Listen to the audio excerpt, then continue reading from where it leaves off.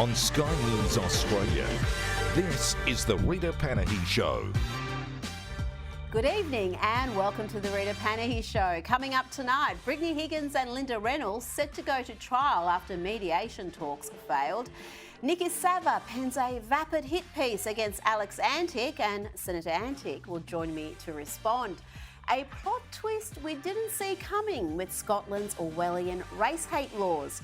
Douglas Murray unleashes on taxpayer-funded broadcasters, and he also weighs in on our new Governor-General. It's interesting that people like this new Governor-General, they actually don't feel bad about themselves. They love themselves. They absolutely adore the position they get to by telling everyone else in Australia that they must feel badly about themselves. But she gets to positions of prominence by trying to tell everyone else to feel bad and feel guilty and much more. It's just a bully's tactic. She happens to have worked out the way up in this era. But I think, I was very struck in Australia by the demoralization that I saw and I heard about from a lot of good, regular people about precisely things like this. And people need to realize you did nothing wrong. You've done nothing wrong. Nobody alive did anything wrong. And if somebody comes along and tells you to feel guilt about something you didn't do, go and tell them where to go. And later in the hour, we delve into the abuse allegations at children's network Nickelodeon. We have a huge amount of news to whip through, and let's start with a continued fallout from the appointment of the comically woke Samantha Mostyn to the role of Governor-General. Janet Albrechtsen in The Australian pulled no punches when she wrote this today. Mostyn reflects the worst of modern woke Australia, the same modern Australia in which gender equality means corralling women into jobs they may not want so executives and board members can all feel good that the workplace is 50-50. This is the modern corporate Australia that believes in every kind of diversity and inclusion except intellectual diversity. And I've got to say, it is curious that Mostyn is called a businesswoman. That's how the ABC refers to her. Many would be wondering precisely what thriving businesses she started. There's the AFLW, but as far as I can work out, that exists thanks to subsidies from the men's competition. Doesn't really count. Now let's go back to the Oz piece for a bit more insight into Mostyn's credentials. Janet Albrechtsen writes, Mostyn is no business heavyweight. As far as one can tell from her public profile, she has no track record running an actual business or taking a PLL responsibility. She does, however, have a history as an ALP staffer, working in the offices of Paul Keating, Bob Collins and Michael Lee. Her main skills appear to be gender advocacy, networking and being a quota queen with a helpful side order of ALP connections. I would encourage everyone to read this piece in full in today's Australian. It is brilliant and also points to the existence of something called a Golden Skirts Club that's used in gender quotas and targets to win various board positions. Albrechtsen notes, the result is that the same small group of women keep getting the gigs. There is nothing to celebrate here unless you believe that inequality is the new equality. Let's bring in Sky News contributor Kosha Gator. Now, Kosha, I'm sure Labor thought this appointment was going to be met with adulation and universal praise, but the mere fact that Sam Mostyn has had to go and cleanse her social media, get rid of all the tweets she has posted, speaks to the fact that she may be entirely unsuitable for this role. Yes, I think some of the window dressing, cleaning and scrubbing social media footprints, positioning as a businesswoman, and as this piece did not pull any punches, you're quite right in going through her resume and how much business experience is in there. That's true. I think if you zoom out, I mean, even if you're not following any of the weeds, the fact that she early on in her career worked for Paul Keating and others, rightly or wrongly, people will assume that you're a partisan if you came from that, whereas previous governor generals typically tend to be retired military types or those types, historically, I should say, in the past. But I guess politics is now everywhere, and we shouldn't be surprised in a sense that this has been the pick. But the other point that you mentioned about the quota system, whether it's official or unofficial, this is really shining a light on that issue. It's interesting that the coalition was in favor of it, and now they're kind of waking up after the blowback because they have fallen into that frame by and large as well, and that frame typically is set from the left. And it doesn't do any favors to anybody. We know that it ends up hurting other groups, and the Supreme Court case in the U.S. that favored Asian Americans as being discriminated, is one example of that. It also, I think, ultimately hurts the very groups ostensibly it's trying to help, because you will always look at a woman in this case and think that that person got there because of a handout, even if they didn't. So it's a flawed concept, and this appointment seems to really be shining a light on it. It absolutely is. I think we're going to see a lot more scrutiny of the Governor-General than we tend to, because it is a figurehead. It's someone who is normally universally admired, and we don't pay much attention to them unless there's some sort of a constitutional crisis. Now, let's go to the case of Brittany Higgins, her fiancé David Shiraz, and her former boss Linda Reynolds. Looks like they're gearing up to go to trial to determine whether Linda Reynolds was defamed. Lawyers for all three spoke to a Supreme Court judge this week after mediation efforts failed. Kosha, just when you thought this legal wrangle was coming to an end, we've got another potential court case, and of course we've got loud calls for an inquiry into how that payment to Higgins was determined, the fairly significant seven-figure settlement that she got from the federal government. Yeah, the story is turning a chapter, not closing the book for sure. And I think it just underscores that the rush for judgment, which everybody feels happened in that case, takes a while to unwind and to adjudicate. And now that's being adjudicated in every which dimension, the scale of the settlement, as you mentioned, as well as these defamation cases against Senator Reynolds. And I know that she already has received settlements from the government of ACT, a journalist from HarperCollins, and the AFR around this rush to judgment, even in the court of public opinion, seemed to be there, and then people are having to walk it back. So she's got a good precedent there. We'll see, how this goes. I know both people have lawyered up with the best in the country of defamation. Very expensive lawyers, yes. So it's going to go to trial in July if they can't reach mediation, and we'll see how it goes. Well, I think we can safely say the winners in all this are the lawyers, because the always transfer of money to them has been quite significant. Now to Canada, where even the prince of performative caring, the leftist of left leaders, Justin Trudeau, he's even admitted a truth that Anthony Albanese cannot bring himself to admit. Over the past few years, we've seen a massive spike in temporary immigration, whether it's temporary foreign workers or whether it's international students in particular, that have grown at a rate far beyond what Canada has been able to absorb. Increasingly, more and more businesses relying on temporary foreign workers in a way that's driving down wages in some sectors. Kosha, he also explained that the huge numbers of migrants coming in are putting pressure on communities, particularly in terms of housing. It's stating the obvious, and yet we don't seem to acknowledge these inconvenient facts here in Australia. It is interesting. If we could have a wall of all these Johnny-come-latelys who are so far behind the curve, and now they're saying it. It's Trudeau, which I never would have expected. It's Mayor Eric Adams in New York, Governor Pritzker of Chicago, all these places that were panaceas of immigration, legal, illegal, every which kind. Yeah. Now when it's coming to their doorstep, they're waking up. Some would say, 20 years too late, because it's very difficult to unscramble the egg once people come in there. And you're quite right. Here, you're not seeing that discussion at all. The cynical people out there might say that this is, again, window dressing, and Trudeau is saying it because the issue is striking home much, much more now with the citizenry. But do they really believe it? Are they really going to change policy to do it? The cynical side of me would say I'll wait and see if that happens. Well, they do have enormous numbers going to Canada on a permanent basis. I think it's over 400,000 a year, so you can understand why there's concerns. Now, Scotland's First Minister, Humza Yousaf, has had a big week. Monday was a good day. He brought in new hate crime laws that severely restrict free speech. Look how happy he is with himself.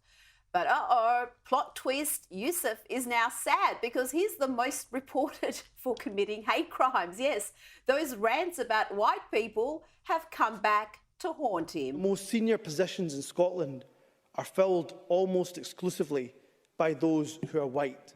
Take my portfolio alone. The Lord President, white. The Lord Justice Clerk, white. Every High Court judge, white. The Lord Advocate, white. The Solicitor General, white. The Chief Constable, white. Every Deputy Chief Constable, white. Every Assistant Chief Constable, white. The Head of the Law Society, white. The Head of the Faculty of Advocates, white. Every Prison Governor, white. And not just Justice. The Chief Medical Officer, white. The Chief Nursing Officer, white. The Chief Veterinary Officer, white. The Chief Social Work Advisor, white. Almost every trade union in this country headed by people who are white. In the Scottish Government, every Director General is white. Every chair of every public body is white. That is not good enough. A Police Scotland spokesperson said, "We have received a number of complaints in relation to a speech in the Scottish Parliament on June 10, 2020. And we just heard a bit of that speech.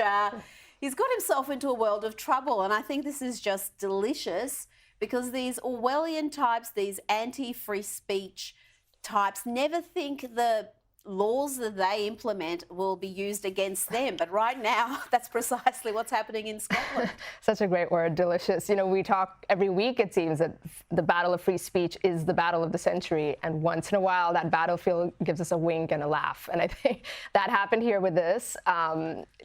It's really funny, I think, the rate of complaints that they received. On a serious note, though, again, how much of it is going to lead to a change in policy remains to be seen, because the bill got passed. Is he really going to suffer any consequences from these complaints electorally? Unlikely. Will the bill change? Unlikely. Often these bills, I'm not sure about the one in Scotland, but often they have parliamentary exemptions. So it's rules for thee and not for me. So, you know, who knows how much actually will change? But in this moment, it is funny because you probably didn't see that coming. And we'll be talking about what J.K. Rowling is doing to undermine this law with Douglas Murray. She is being frankly heroic. She's using herself to protect other women who may be charged for misgendering someone. Now let's talk about billionaire Bill Gates. He was much celebrated for giving away parts of his fortune to help educate children.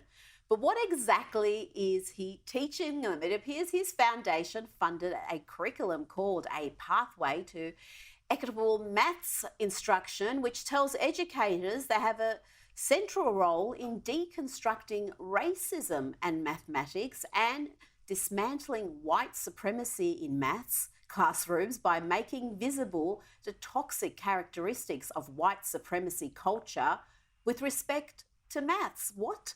Kosha, this lunacy might help explain why in the leftist utopia of Seattle, they are shutting down the gifted and talented program for being oversaturated with white and Asian students.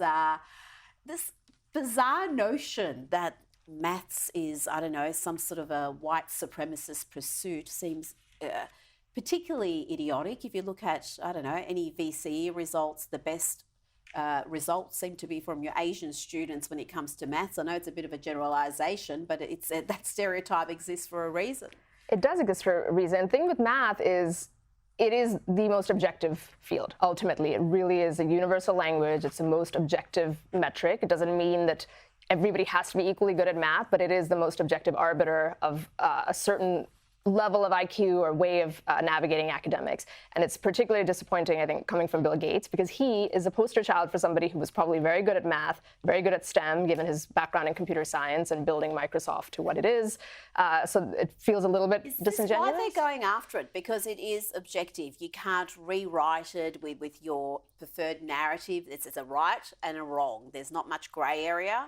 And I think so. That's what's triggering them. And then they don't like the results that come out of it, as you mentioned, with certain groups to seem to be better with it. And that's just the reality, and goes back to the Supreme Court case that we discussed and others that was penalizing Asian Americans and others, men that typically tend to do better at math on average. I think the other thing, too, is that there is a shortage of STEM teachers and math teachers in schools everywhere, and certainly in developed countries. And so this is another thing, instead of solving that issue and figuring out why that is, let's just sort of denigrate mathematics and take it out of the classroom or diminish it in the classroom. I think there's something there as well. Yes, let's put the gender studies major in charge of maths. That's going to do well.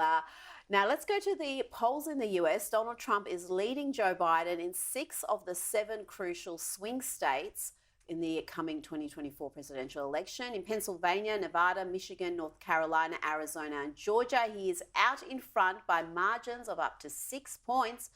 In Wisconsin, the two are tied. These are the battleground states that decided the 2016 and 2020 elections, and they're all turning red, according to these polls. But, Kosha, what's particularly astonishing is even in 2016, when he won, the polls weren't showing that before the election day. And in 2020, it looked like it was going to be a landslide, a bloodbath, but the result was much closer than the polls indicated. So we're seeing him leading by comfortable margins in some of these polls. What are the Democrats going to pull out of their hat to help fortify this election? How are they going to ensure there's not a second Donald Trump term? You know, in an old-fashioned way or in a traditional way, this would look like an open and shut case that Biden's in trouble.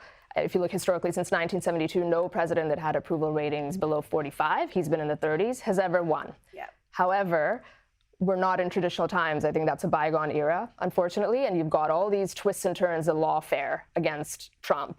If he is to be convicted, which it looks like he will be in the New York case, that's the Stormy Daniels case, which nobody takes seriously, but the point is he'll have a label of being a convicted felon on him before Election Day, potentially. What is that going to do to the independents, the suburban moms who don't follow the news? Will that do something? Well, that's their tactic, but I wonder if that's going to work because all the lawfare has backfired thus far, but yet perhaps if there is an actual criminal conviction, that will... Maybe, but it's never happened before, so we don't know. We're in uncharted territory. There's these third-party candidates that could be spoilers, and then there's the machinery, which the Democrats are very good at turning out the vote, much better than the Republicans, and so that's another thing. Mail-in votes. The mail-in votes, which has changed the way elections are done. So all of those things are where it goes, but if you just look on the issues and the approval rating, I think it's pretty black and white how the country feels. Kosha Gator, thank you so much for your time this evening. Pleasure. Now to the 9 papers, and columnist Niki Savva, the Sydney Morning Herald, calls her their award-winning political commentator. Even though she has admitted to lying in the past, she wrote in So Greek, Confessions of a Conservative Lefty, "As a journalist, I lied often, usually about my sources, but about other things too. Gotta say, I think I prefer the lies to what passes for analysis in the 9 papers nowadays." Savva has written a laughable hit piece claiming men like Senator Alex Antic will be the death of the Liberal Party. She writes, "After his win, Antic displayed a remarkable talent for delivering multiple sledges in one short sentence, dismissing critics by saying the gender card is nothing but a grievance narrative constructed by the activist media and a disgruntled political class." I would have thought he nailed it there. I think that's why Malcolm Turnbull's #1 fan is so mad. And I really have to object here to Savva, who published horrendous, hurtful scuttlebutt about Peter Credlin and then had a tantrum when Peter Credlin was hired as a senior columnist for The Australian, speaking on behalf of the sisterhood.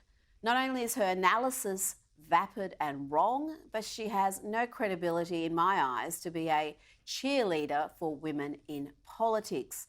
She also wrote, "Tills consolidate, Greens advance," and Anthony Albanese, who boasts a majority of women in caucus, appoints another accomplished, impressive woman, really Samantha Mostyn, as Governor General. Liberal men elbow out competent women, argue it's not an issue, then rub their noses in their defeats.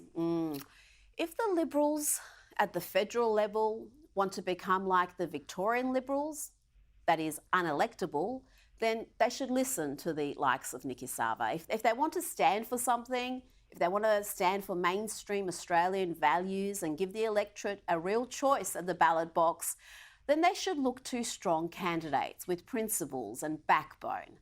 Candidates like Alex Antic, who joins me now. Senator, you have really enraged the privileged lefty media echo chamber. Last week it was The Guardian and the ABC. This week it's the 9 papers. Well, it's been a big 2 weeks, Rita. I'm staggered that there are so many people out there that are so fascinated by the machinations of the Liberal Party South Australian Senate ticket and the intrigue that surrounds it. I mean, who would have thought? We'd still be talking about it 2 weeks later, but we seem to be, and who knows where that's coming from? But it's certainly getting a run. And look, I mean, I don't mind. I'm quite happy to answer any questions and give my views. And yeah, they are often sledgy, and they should be, because sometimes people need a sledge. Well, sometimes you need to say it as it is. And if that's blunt, then so be it. I think the Australian electorate actually appreciate that. And if some colleagues don't, then, toughen up. Now, let's talk about the Biden administration's flip-flopping on a range of issues. The Houthi rebels are one. They're a terrorist organisation. Or perhaps not, because the US doesn't seem to be able to make up its mind. In 2021, they removed the Houthis from the terror list after the Trump administration put them on there. Then when the rebels started attacking US ships, they put them back on the list. They did not stop the Houthi attacks. So what is the Biden administration doing now? They're offering to once again take them off the terror list if they would please stop attacking ships. I mean, honestly, Alex, how can anybody take this administration seriously? And you can understand why they have just caused such a mess in foreign affairs, whether we're talking about the botched withdrawal out of Afghanistan, Russia, China, Iran, and Yemen as well, obviously.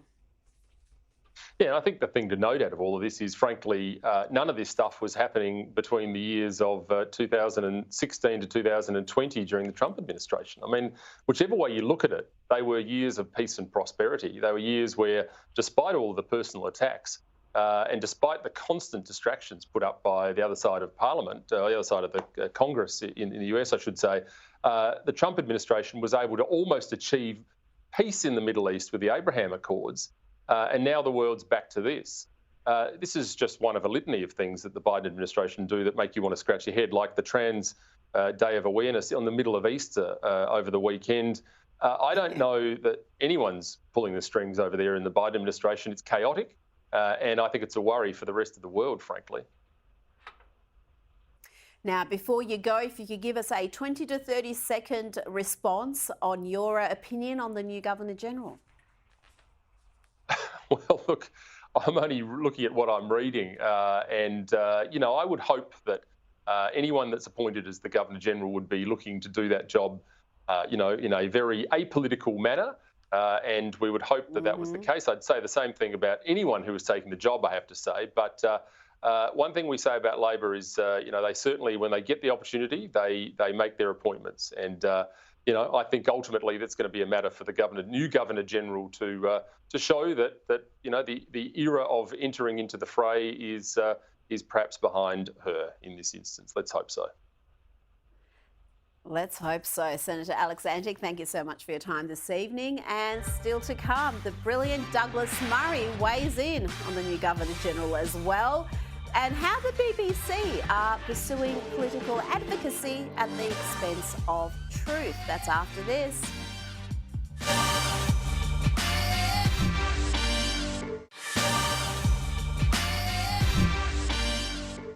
Welcome back. Joining me now is author of international bestsellers, including The War on the West, The Madness of Crowds, and The Strange Death of Europe. Douglas Murray, let's start with the illiberal lunacy in Scotland with their new hate crime laws. We've got J.K. Rowling offering herself up as a human shield to any woman charged for a misgendering offence. She has posted consistently in breach of these laws, it seems, and yet authorities are refusing to charge her.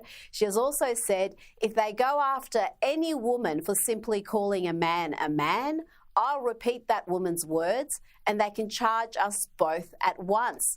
That's pretty brave if you ask me.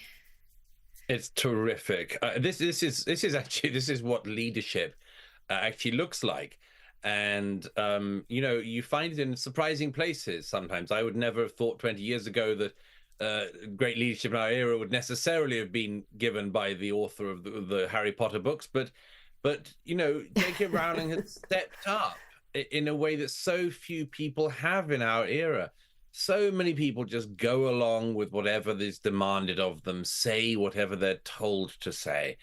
And she has quite rightly, in my view, taken a stand on this particular issue, has said there is something wrong, actually wrong, about pretending that things are not as they are. They lead to terrible real-world consequences, and there's examples that have vindicated her on this. But most interesting is the fact that this overreach by the Scottish government, the Scottish executive, is really something to behold. The Scottish executive believe that they have the right not just to police what J.K. Rowling or you or I say in public, but also what we say in private, and indeed around the family dinner table. The legislation encourages children to inform on their parents. This is something that we saw in the Soviet Union, of course. It's been consistent in totalitarian systems across many, many years, but not in liberal democracies, not in countries that pride themselves on their liberalism and their democratic values. Hamza Yusuf and his administration in Edinburgh should be absolutely not just shamed, but thrown out of office for what they're trying to do. And I'm just thrilled that Scotland's most famous author is leading the way in calling them out. Now let's go to the BBC, and Michael Schellenberger reports that the head of the public broadcaster has vowed to pursue the truth with no agenda by reporting fearlessly and fairly. But as Schellenberger points out, that is simply untrue when it comes to so-called gender-affirming care, where inconvenient facts have been consistently suppressed. He makes an excellent point there, because it's not just how they report things, but what they choose to ignore. And there has been so much that has come out in that area where the BBC has just ignored inconvenient facts. Yes, well, of course, there's precedent at the BBC on this. The BBC's own inquiry some years ago found that their reporting on immigration had been off for some years. They were completely correct on that. And Schellenberger is completely correct on this occasion. As you say, Rita, the issue with a broadcast like the BBC is not just what they say, but what they choose to report, what they choose to make into headline news. Maybe I've missed it. I don't follow the BBC that closely anymore. It's one way to live a happier life. But I don't think I've seen or heard of headline news on the BBC about what so-called gender-affirming care consists of. I don't think they've shown footage of flayed limbs and mutilated arms and much more. We just hear these cotton wool banalities like gender-affirming care, and the fact they don't look into things like that tells us an awful lot. Just as for years the BBC would talk about the plight of migrants, always. Never the plight of people who lived in the areas that those people were coming into, who would undercut their labor, undercut their own employment, and bring all sorts of not particularly happy diversity into their neighborhood. It was never that. And so, yes, Schellenberg is completely right. This is a problem of public broadcasters, unfortunately. They're very, very susceptible to groupthink, and they loathe outsider opinion. Well, it's very true for our public broadcaster as well. And on the BBC, I want you to watch this exchange between the President of Guyana, Dr. Irfan Ali, and BBC journalist Stephen Sekou. It's more than 2 billion tonnes of carbon emissions will come from your seabed, from those reserves, and be released into the atmosphere. I don't know if you, as a head of state, went to the COP in Dubai. Let me stop you right there.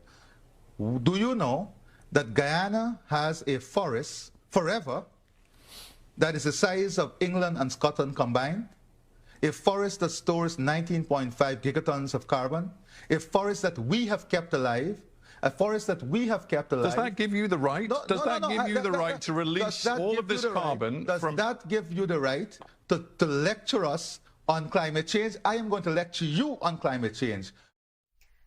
Douglas, the whole thing was superbly entertaining and illuminating, but fancy giving a smug global warming lecture to the president who's leading a country with the fastest growing economy in the world.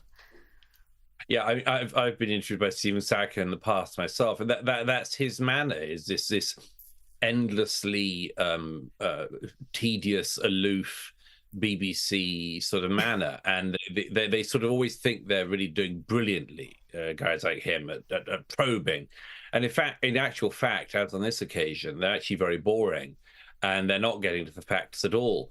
Thank goodness Irfan Ali did. It's a very telling exchange, and I'm pleased it went viral this week. But it's a telling exchange for several reasons. But the most important is the presumption that underlies the BBC interviewer's question.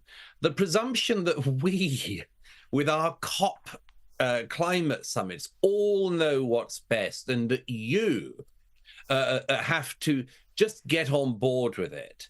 You have to fly to the COP summits, do your duty, and fly back and do what you're told. And here is something that completely breaks that narrative. I was delighted to see it, and delighted to see somebody standing up to this. And it's a hectoring and a bullying way of going about things.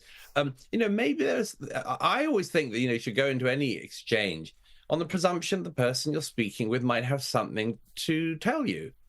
And only the BBC interviewer and that type of journalist goes in thinking, I'm going to go to tell this person, this head of state, how to behave, what to think, what to do. I'm glad it ended. Yeah, if you watch the introduction to the interview that he gives, you know what angle he's going to take. He's wondering whether this enormous oil reserves is a blessing or a curse. I mean, this is a poor South American country. Guess what it is? It's an enormous blessing is what it is. Now, I want to ask you about the latest annual World Happiness Report.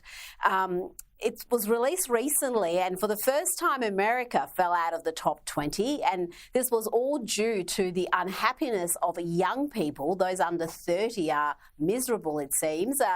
So the US is now ranked 23 overall in the world, but when you look at just the people who are age 60 and over, America comes in 10th place globally. But when you look at the under 30s, Douglas, they're ranked 62nd in the world. Why is there such a gulf between young and old? Why are young people who've grown up in an age of peace and prosperity and equality so miserable? It's very interesting. I'm slightly skeptical always of happiness indexes, but they tend to produce a finding that people are happiest in the world in Bhutan and unhappy everywhere else. Nothing against Bhutan, but I'm a little skeptical of some of the methodology. This, however, does ring very true. And there's a couple of things I think that could be going on here. The first, the ungenerous assessment would be that young Americans have got a perception problem, that they are perceiving the world incorrectly. And if that was the case, then what they need to be asked is, among other things, compared to what? When you say you're unhappy here in America, where do you think people are happy? Have you seen the rest of the world? Have you seen what other countries are like? Have you actually got your perception of the world out of kilter? Is the fact that your iPhone went down for a couple of minutes earlier today something that caused you stress? And might you not have that all out of joint, considering that you have a device in your hand that nobody had in human history until now? But the second possibility is actually it's not a misperception problem. And the gulf you describe, Rita, between the over 60s and the people in their 20s and so on, actually does point to one thing which I think the American government and Western governments in general need to pay attention to. which is the inability, and I've written about this in the past, the inability to accrue capital among young Americans. Actually, same thing with young Brits and the same thing with young Australians, does have a consequence. Nobody in their parents' or grandparents' generation had it easy, far from it. But the way in which all the sorts of things like quantitative easing, money printing, and inflation and much more has just eaten away at the ability to accrue capital, is one thing I think that does actually cause genuine distress and serious doubt in a lot of young people. If you accrue capital, you can get onto the housing ladder. If you get onto the housing ladder, you have a stake in your economy and in the market. I've been very worried for a long time that what we have are young people who are expected to be capitalists, but who can't accrue capital. And, you know, the market needs to work for them as well. And I think this might be a demonstration, just one reminder that it's not working at the moment.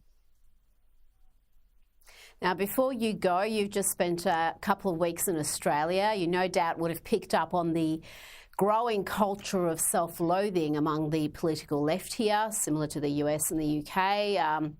We've got folks here who very much subscribe to a black armband view of our history. They think Australia Day is not worth celebrating, and they call it Invasion Day. And this week, we selected one of these people, Sam Mostyn, as the Australian head of state. Yes, our new Governor-General has posted about 80,000 years of Australian history with the vapid hashtags Invasion Day and always was, always will be. Douglas, her appointment as Governor-General has been called an insult to mainstream Australians, but I've got to say, she is a media darling. It's extraordinary, Rita. I picked up on this in recent weeks in Australia. This way in which the general public are being told to feel guilt for things they did not do, to have culpability for things they're not guilty of. Nobody's been guilty of. And what we really have in these sorts of figures are people, they don't feel, my friend Lionel Shriver corrected me on this some time ago, and I'll follow her correction. It's interesting that people like this new Governor-General, they actually don't feel bad about themselves. They love themselves. They absolutely adore the position they get to by telling everyone else in Australia that they must feel badly about themselves, but she gets to positions of prominence by trying to tell everyone else to feel bad and feel guilty and much more. It's just a bully's tactic. She happens to have worked out the way up in this era. But I think, you know, I was very struck in Australia by the demoralization that I saw and I heard about from a lot of good regular people about precisely things like this. And people need to realize you did nothing wrong. You've done nothing wrong. Nobody alive did anything wrong. And if somebody comes along and tells you to feel guilt about something you didn't do, go and tell them where to go. Douglas Murray, always a pleasure. Thank you for your time tonight. Great pleasure. Thank you. Still to come, Kinsey Schofield with the latest royal and celebrity news from King Charles to Lizzo. And why is kids channel Nickelodeon accused of harbouring sexual predators? That's after this.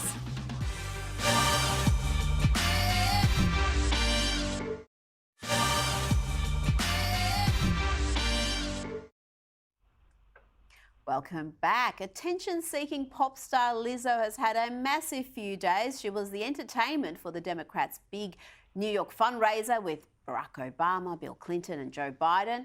But that wasn't enough attention. Following her appearance, she went on Instagram to post, "I'm constantly up against lies being told about me for clout and views, being the butt of the joke every single time because of how I look. My character being picked apart by people who don't know me and disrespecting my name. I didn't sign up for this. SHIT, I quit."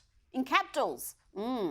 I mean, her Insta handle is Lizzo Be Eating. I mean, people are going to comment on your appearance when you produce content like this. But the leftist media ate up her narrative and blamed right-wingers and trolls for the loss of this musical icon. But it turns out it was all a big misunderstanding, because Lizzo is now telling us I quit didn't really mean I quit. When I say I quit, I mean I quit giving any negative energy attention. What I'm not going to quit is the joy of my life, which is making music, which is connecting to people. Entertainment reporter Kinsey Schofield joins me now. I should probably have given a warning before some of that footage, but, we're on at night. Kinsey, what is this all about? If she wants attention, can't we just have another private jet G-string video? Yeah, I mean, Rita, I think she just quit wearing pants. I think that was maybe the disclaimer. She just quit wearing pants or a bra with underwire in it. I'm not sure which one. But, I believe this all stems back last year when she was accused by several of her former dancers of sexually charged and uncomfortable work environments. You and I briefly discussed this last year. Some of it's unrepeatable on television, what her dancers accused her of in Amsterdam.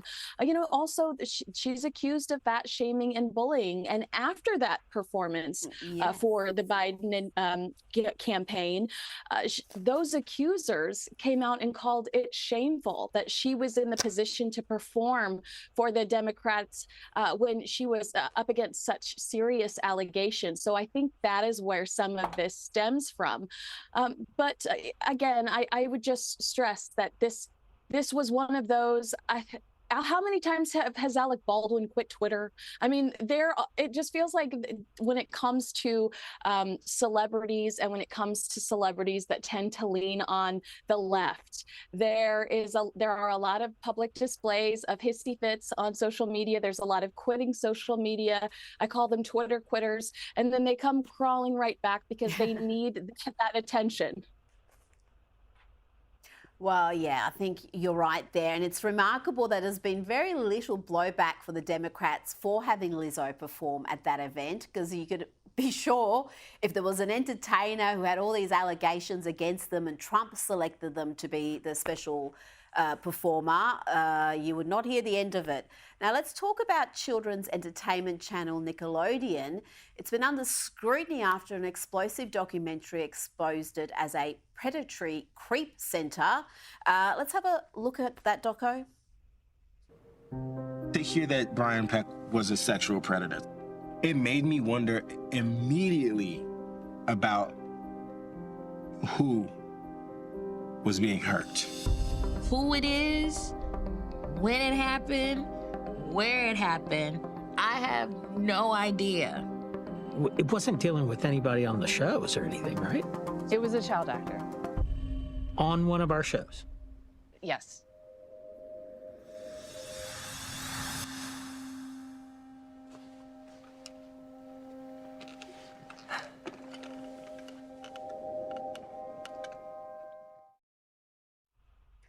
The last person in the clip, Drake Bell, star of hit shows Drake and Josh and The Amanda Show, seems to have suffered the worst of it, going public with details of horrific sexual abuse he suffered. But that wasn't the only bombshell to come out of this documentary, was it, Kinsey?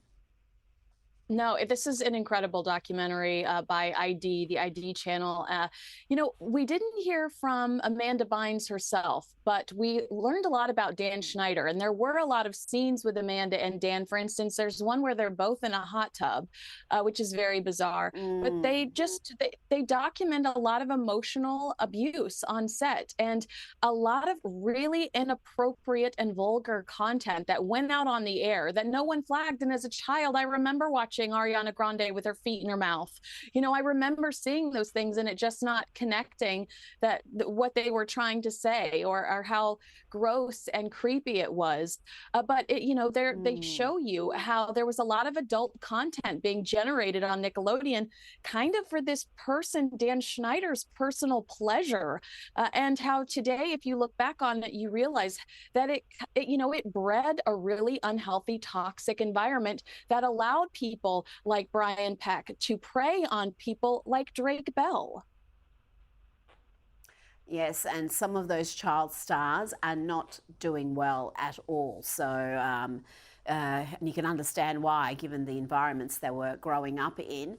Let's talk about Rebel Wilson's memoir, Rebel Rising. It was released on Tuesday in the US, where she details not only the name of the actor who took her virginity when she was 35, but also shares details of her experience working with actor Sacha Baron Cohen, Borat, a lot of people would know him as, who she claims sexually harassed her, was an a-hole to her and made her feel uncomfortable on the set of the film Grimsby, where she played his girlfriend. Now, she never named him in the book, but she has since confirmed it was him she was writing about. She also said he's hired a crisis PR manager and lawyers. He's trying to stop press coming out about my book. But the book will come out and you will all know the truth. Is that why the book's release in Australia has been delayed? Because you've got it in the US, but we don't have it here yet. Also postponed in the UK. This is very mysterious. And we do know that Sacha Baron Cohen's representatives have compiled documents like call sheet schedules, script pages, and anonymous statements from several crew members who worked on that film. The actor's rep says the materials dispute Wilson's claim that Baron Cohen asked her to perform a sexual act on him that wasn't for the movie. Rita, I just don't think you could make the type of comedy that Baron Cohen became famous for. You couldn't make that today. And that's why you've seen him pivot to projects like The Trial of the Chicago 7 or even Luca, which is an animated children's film. Hollywood is bizarrely very forgiving. I mean, we just talked about that Nickelodeon documentary. That pedophile, Brian Peck, he ended up on a Disney show when he got out of jail. He went to jail and ended up right back on the children's set. So while Hollywood is very forgiving, I think sometimes it's not about what you're accused of doing. It's really ultimately about who you know. And I don't know if this is really going to hurt Sacha Baron Cohen in the end. No, not if he can produce a film that's going to gross $100 million. They'll forgive anything, even if it's true. Before you go, you're also our royal reporter. You're not just an entertainment reporter. I wanted to get your reaction to this moment from the King's Easter outing. A woman in the crowd of royal fans told King Charles she has a 17-year-old spaniel called Camilla. Now, he seemed to be delighted. He's a good sport, Kinsey, but if you ask me, this is all a little bit rude. Yeah, I named my dog. I named my dog after the Queen Consort. Apparently, she said Camilla's 17, and he shot his head back quickly and was like, in what, where on her body is 17? But she said, no, it's my dog. And he said something that the reporters didn't catch, but he did say something that made the entire crowd erupt. So obviously he was a great sport about it. I think it's so much fun to see him out and about. And he's actually, I know he's has this reputation for talking to plants, but he's actually quite witty and self-deprecating, which makes him a lot of fun. Yes, Kinsey Schofield, thank you so much for your time this evening. And that's it from me tonight. Up next is Newsnight. I'll see you Sunday morning for Outsiders. Good night.